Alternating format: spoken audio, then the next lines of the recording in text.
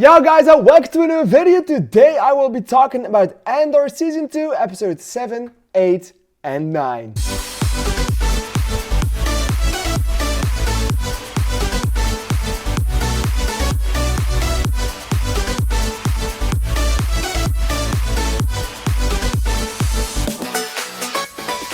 Alright, so in the last two videos based on Arc 1 and Arc 2 of Season 2, the first 6 episodes, I had to say I was pretty bummed out with it. I think the series was pretty boring up until that point, and I did not think the series was that great or not as good as I thought Season 1 was, even though I acknowledge that the later half of Season 1 was also way better than the first half of Season 1. Considering all of that, then going into episode 7, which I thought was fine, was pretty okay, and then we have episode 8 and 9, and I just have to say one thing. Now that was television. I did not think I would see it, but going from a series that I thought was one of the more boring series I have seen this year, going all the way to being the best piece of television I've seen in quite a long time. And I do include Season 2, Episode 2 of The Last of Us with that. Holy shit, that Episode 8 surprised me in ways I could not imagine were going to happen. That was insane. I did not expect something that dark to ever grace our screens in Star Wars. I am one of those guys. I still think Star Wars is mainly for young adults and kids.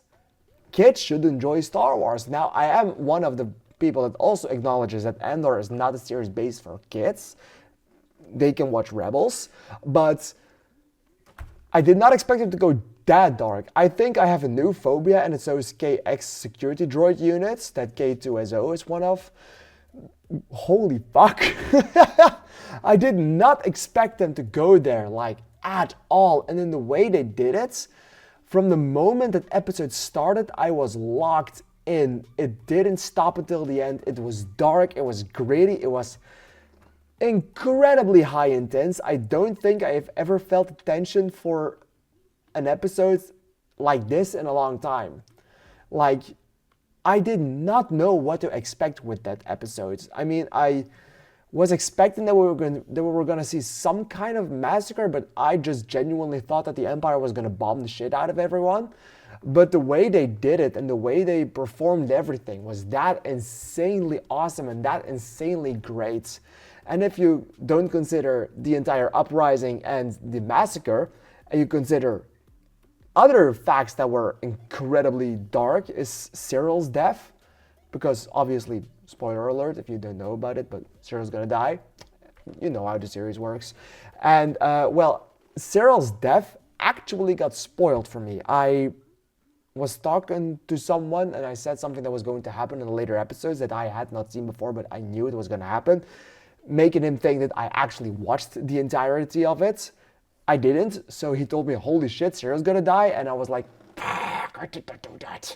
So I got that spoiled, but still, that episode was so incredibly full of incredibly intense things that wasn't even the problem of the episode. Like, holy shit, that made up for it. I mean, I did not know in what way he was gonna die. I thought he was going to be a traitor to the Empire, which is awesome that didn't happen.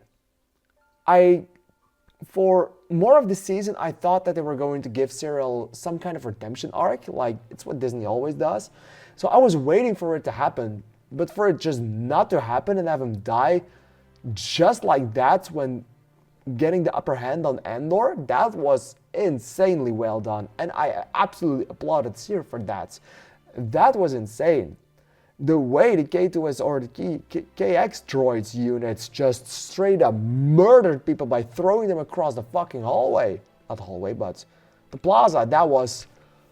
Holy shit, I think I could talk for hours about that episode alone. That made every criticism I had for the series up until that point, it made it worthwhile.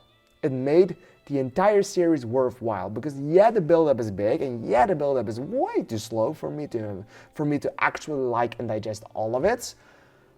that episode and the build-up it had in the other episodes was intense and was awesome.